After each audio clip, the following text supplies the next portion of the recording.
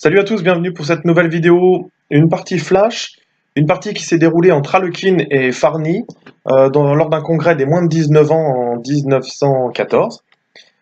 Une super partie d'attaque de la part d'Alekhine. Donc c'est parti. E4, E6 qui caractérise la défense française.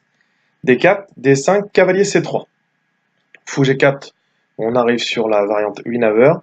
Cavalier F6, on peut avoir E5 de suite ou du clouage par fou G5. C'est ce qui est joué ici par Alekhine. Fou E7, E5, cavalier FD7, et ici, un coup d'attaque de la part du futur champion du monde, Alekhine H4. Donc ici, on ne va pas faire une étendue théorique de cette ouverture, mais toujours est-il que la prise ici du fou en G5, ici, pour le sacrifice du pion, on a l'ouverture de la ligne de la colonne H, le cavalier va pouvoir gagner des temps sur la dame, le fou va pouvoir venir en D3 et ensuite attaquer H7, etc. Et l'aile dame va être un petit peu embouteillée ici pour les noirs. Cavalier H3, dame E7. On pouvait déjà voir que sur dame H6, et bien ici, cavalier B5 est déjà gagnant pour les blancs. Lui, Alekhine préfère G3, donc cavalier B5 semble très intéressant ici dans cette position. Donc dame E7, on a encore joué la dame ici.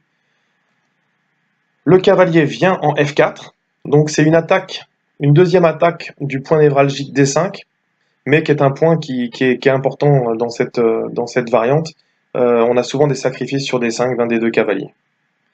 Cavalier F8, les noirs essayent de prendre de l'air ensuite en venant jouer le cavalier en G6, et ça permet également de laisser une case au fou en D7.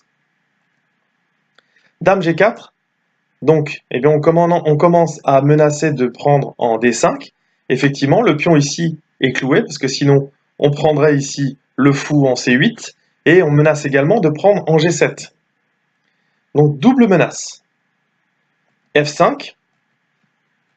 Donc on peut voir ici que si les noirs jouent cavalier G6, ce qu'ils avaient prévu, eh bien on joue cavalier prend, F prend.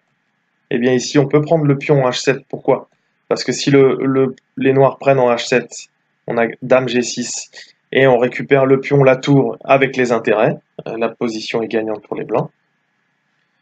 Donc ici les noirs s'orientent sur F5. Mais ici on va pouvoir ouvrir la position pour les blancs. Et comme ils ont un meilleur développement et que le roi est resté au centre, ça va être très compliqué pour les noirs. E prend F6, G prend. Grand roc. Donc on a de nouveau, on réitère la menace de cavalier prend D5, avec le clouage du pion E6, vu qu'on a le fou en C8 derrière. C6, donc on vient protéger avec le pion en C6, mais on vient prendre la case naturelle pour le cavalier. Tour E1. Roi D8, on essaye de s'en aller un petit peu, donc on peut regarder d'autres variantes. Fou D7 pour essayer de se développer. Et bien ici, on peut sacrifier quand même un cavalier sur D5. C prend D5, cavalier prend, et on a le clouage de la dame et sur la colonne E. Donc ça, c'est un réel problème. Cavalier B va en D7, et ben on prend cavalier en E6, tout simplement, et on a encore un clouage sur la colonne E. Et cavalier A6, et bien on fait fou prend, B prend, et on sacrifie de nouveau les cavaliers, et on a toujours le clouage. Et sur dame F7, tout simplement on joue dame F4, et on vient jouer à la fois sur le pion en F6 et la fourchette sur C7. Donc roi D8, on s'enlève du clouage. De toute façon, on n'allait pas faire petit roc, mais grand roc. Maintenant, ce n'est plus possible.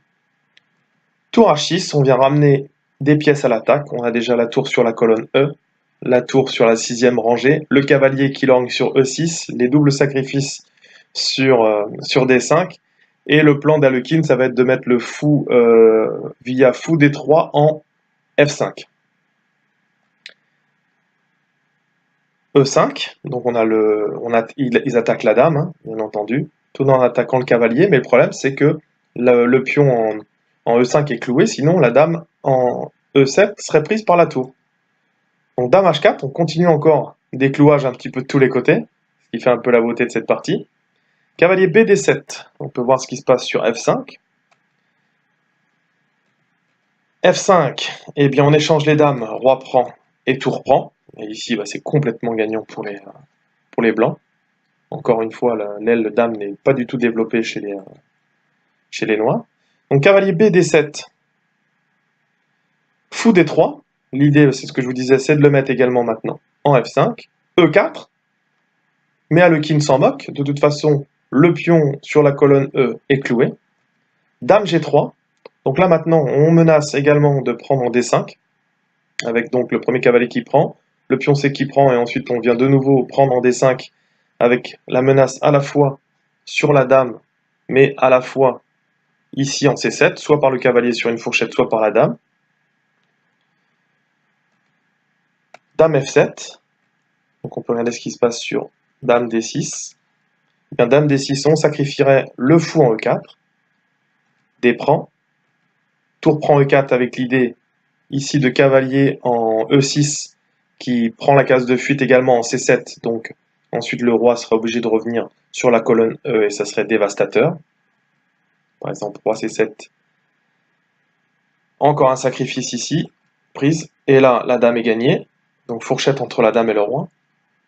Donc ici la position est gagnée, donc les noirs jouent dame F7, et on sacrifie encore le fou en E4, D prend, cavalier prend, maintenant on menace à la fois sur F6, à la fois sur D6.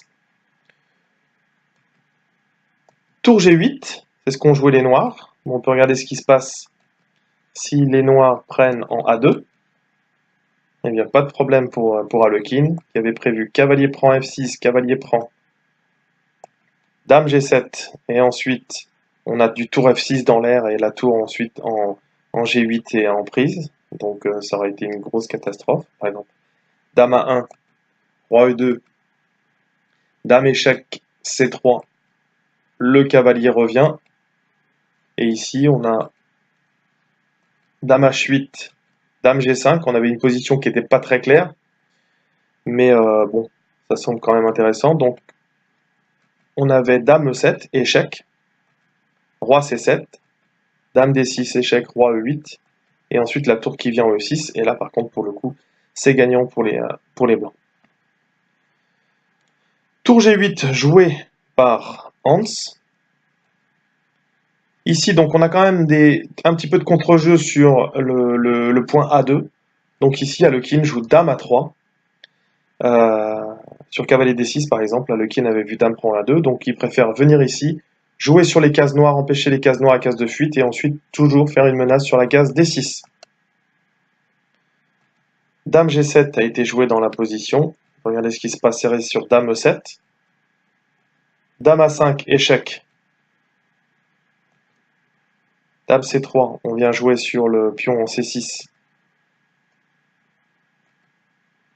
Alors ce qui est intéressant de voir, c'est qu'en fait, ce cavalier D6 défend la tour ici. Si la dame prend ici, on a une fourchette royale ici en F7. Cavalier B8. Dame A3. Nune propose dame E3 ici, mais on va voir ce qui se passe sur dame A3. Fou D7. Tour E7. À chaque fois, c'est des coups d'attaque systématiques. Si la dame prend, eh bien, cavalier B7, échec, roi C8. On a la dame qui est en prise, on a gagné la dame. Roi B7, bon, il y a eu un peu de matériel, mais on a toujours l'activité. On menace de gagner maintenant une pièce supplémentaire. Et sur la défense, cavalier A6. Dame F7, la tour est en prise, dame G4, et le fou est cloué, et on vient attaquer une troisième fois le cavalier en F8. Donc une grosse partie d'attaque, avec des clouages, avec des menaces systématiques, etc. Ce qui fait la beauté de cette partie. Dame G7, cavalier D6, donc la tour en H6 est défendue, comme je vous le disais tout à l'heure, à cause de la fourchette royale en F7. Cavalier B6, cavalier E8, attaquant la dame et libérant les cases, et la case D6 pour la dame. Dame F7, dame D6, et là on a eu un abandon de la part de Hans. Sur dame D6, ici sur dame D7, eh bien on a dame prend F6, dame E7, dame échec et mat. Et sur fou D7, dame C7 mat. Et sur cavalier BD7, dame C7 mat. Et ici sur Dame, c'est ce qu'on a vu la fin de partie, Dame F7, mais sur Dame D7 ici, et bien ici, on a une fourchette entre la Dame et la tour, et en plus on menace de venir sur la case E8 avec la tour. Et sur Cavalier C4 attaquant la Dame, Dame C5, Dame F7, et ensuite ici on vient faire des sacrifices de dégagement, enfin pas des sacrifices, on vient prendre parce que c'est protégé par le cavalier en E8. Donc ici les blancs avaient l'avantage. Donc la fin de partie c'était Dame F7, ce qu'on a vu tout à l'heure, et Dame D6, avec mat dans toutes les positions. Donc une grosse partie d'attaque pour Harlequin. On va la revoir sans voir les variantes. Cavalier H4. Donc ici sur l'échange, c'est ce qu'on a vu. Ça donne quand même une colonne ouverte et ensuite avec le cavalier en H3, ça permet de gagner un temps sur la dame. Dame E7, le cavalier va en F4 et commence à venir lorgner sur la case D5.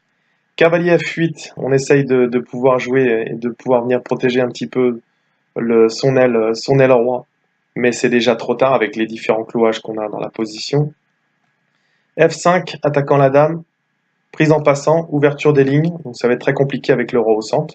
Grand roc, on menaçait déjà de prendre en D5. Tour E1, donc on vient jouer le long les blancs au centre et ils viennent jouer le long de la colonne E. Roi D8, c'était trop difficile de rester au centre et de rester sur la colonne E pour les noirs. Tour H6, on vient ramener une pièce supplémentaire à l'attaque.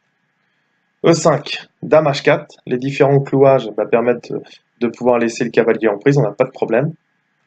Cavalier BD7, les noirs essaient de ramener du matériel, mais c'est déjà trop tard. Les blancs, avec le plan Fou D3, Fou F5, vont continuer à amener des munitions supplémentaires pour l'attaque. E4, pareil, pas de problème, parce que le pion est cloué à cause de la dame qui pourrait être pris en E7. Dame G3, Dame F7, et ensuite on avait des sacrifices de pièces dans tous les sens, soit des cavaliers sur D5, soit du fou sur E4. Ici sur Dame F7, Harlequin joue fou prend E4, D prend, E prend. Maintenant on voit que la case D6 est très faible et que le cavalier demande qu'à sauter dessus. Tour G8, une petite contre-attaque sur la dame. Dame A3, jouée par Harlequin, qui défend à la fois le point A2 qui permettait dans certaines variantes au noir d'avoir du contre-jeu. Dame G7, attaquant la tour. Ici, le cavalier en D6 protège de manière indirecte la tour. Pourquoi? Parce que si les noirs prennent en H6, on a une fourchette royale en F7. Cavalier B6, cavalier E8, on libère les lignes pour les différents réseaux de maths. Dame F7. Et le dernier coup qui met un terme à la partie, Dame D6 de la part d'Harlequin. Voilà, pour cette partie flash entre Harlequin et Farhani, j'espère que cette partie vous a plu. Je vous rappelle le site internet www.chesstrainer2000.com, le compte Twitter et Facebook si vous voulez être au courant des dernières vidéos sorties. On a également une équipe sur l'eChess, c'est ChessTrainer2000, donc n'hésitez pas, il y a un forum, vous pouvez vous proposer de jouer des parties, des tournois, etc., il n'y a pas de problème, et ou des questions, j'y réponds avec plaisir. En attendant, travaillez bien, et à bientôt, ciao.